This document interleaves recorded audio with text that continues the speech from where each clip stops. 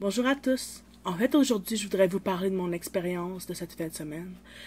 Je fais beaucoup de bénévolat, des fois même jusqu'à 3 fois semaine. Et en fin de semaine, nous sommes allés dormir dans la rue.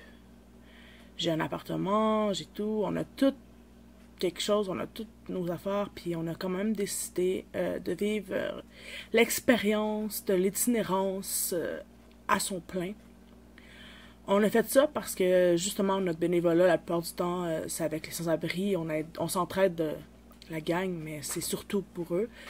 Euh, et puis je m'attendais à avoir froid, je m'attendais à me faire juger, mais je m'attendais pas à ce que ce soit aussi grave que ça. J'ai eu tellement froid que je sentais plus mon corps vraiment, je sentais plus la douleur du froid. Il y a eu des moments où ça venait par vagues. C'est vraiment difficile à expliquer. Faut le vivre. Faut le vivre par soi-même pour vraiment comprendre dans quelles conditions ces gens-là vivent. Puis c'est des gens comme vous et moi, des fois, ils se ramassent dans la rue parce qu'ils ont perdu leur emploi, parce qu'ils ont eu une séparation, parce qu'ils sont tombés dans la drogue ou l'alcool. Il y a plein de choses qui font que des personnes avec une vie totalement stable peuvent se ramasser du jour au lendemain à avoir plus rien, à pouvoir compter sur personne. Puis, cette nuit-là, la première que j'ai passée là, on était censé en passer deux. Mais finalement, moi, je suis retournée après une journée. Je m'étais blessée un peu avant et c'était vraiment trop dur dans le froid.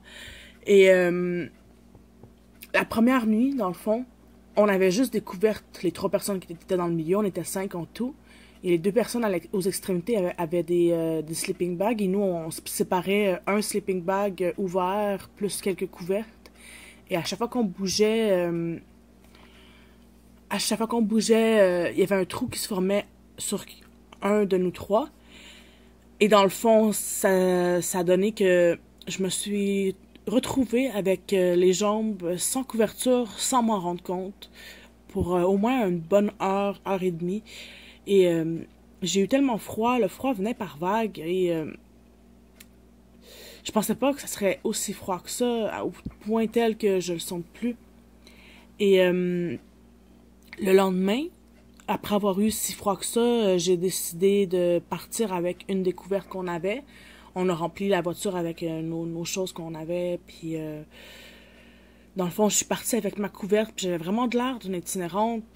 Puis le monde, il me regardait vraiment bizarre. Il se retournait, puis une deuxième fois, puis une troisième fois. Le monde me regardait méchamment, quasiment.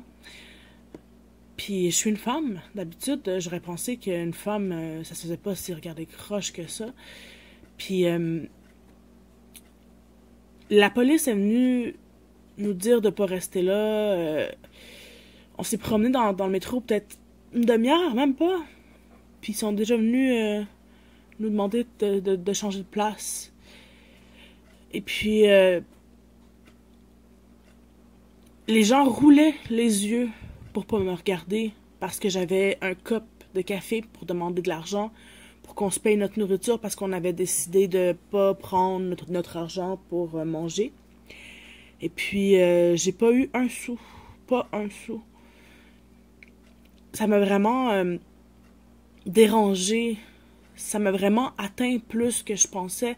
J'avais envie de partir chez moi presque tout le long, même si j'ai adoré l'expérience, que c'est quelque chose que j'ai toujours voulu faire, être à l'extérieur l'hiver, faire du camping sauvage et tout. Mais vraiment, j'ai eu envie de pleurer, et puis je suis quelqu'un de forte. Je suis pas quelqu'un qui pleure vraiment beaucoup dans la vie de tous les jours, et puis le fait de pas avoir accès à rien, le fait de... Même si je le savais que j'allais retourner chez moi, c'était vraiment comme si j'étais en détresse. Pourtant, j'étais consciente que j'allais partir, j'étais consciente que j'allais retourner chez moi.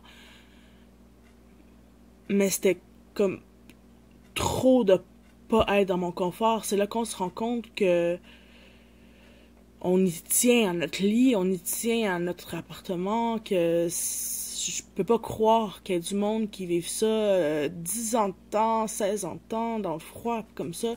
Je sais pas comment qu'ils font. Je leur lève mon chapeau, je trouve que c'est des personnes extrêmement fortes, extrêmement courageuses, même si des fois, il y en a qui choisissent d'être dans cette situation-là. Le pourcentage est faible, mais il est existant.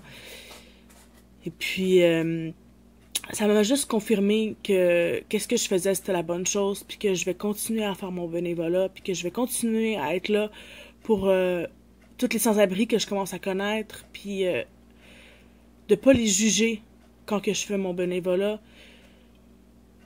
parce que je le faisais à l'extérieur de mon bénévolat, mais là, maintenant, ça m'a vraiment convaincu de plus juger personne. Puis vraiment, je voulais partager cette expérience-là avec vous pour peut-être changer votre regard sur la situation, de voir que ces gens-là se sont ramassés du jour au lendemain à plus avoir rien. Souvent, c'est par une perte d'emploi, parce qu'ils ont perdu leur blonde, leur chum. Il y a plein de raisons. Je les écoute, je les reparle depuis des années. Puis le monde qui m'ont dit pourquoi ils étaient dans la rue, c'était tellement des raisons différentes. Puis ça m'a vraiment ouvert les yeux de voir que il y a de toutes les situations dans la rue. Il y a beaucoup de toxicomanie, mais il y a beaucoup aussi qui ne consomment rien du tout et qui sont dans la rue parce qu'ils veulent plus faire partie de notre société. Et puis ça, je pense que ça me donne encore plus de coups de pouce pour tendre la main vers le prochain. Puis sérieusement, quand vous voyez un itinérant, parlez-lui. Juste un petit contact humain, des fois, ça peut faire toute la différence. Si vous saviez le nombre de personnes qu'on a sorti de la rue déjà en un an, genre ça fait au moins 8 que je vois. Et puis, je vous dis bonne soirée à tous. Et puis, je vous aime fort. Bye.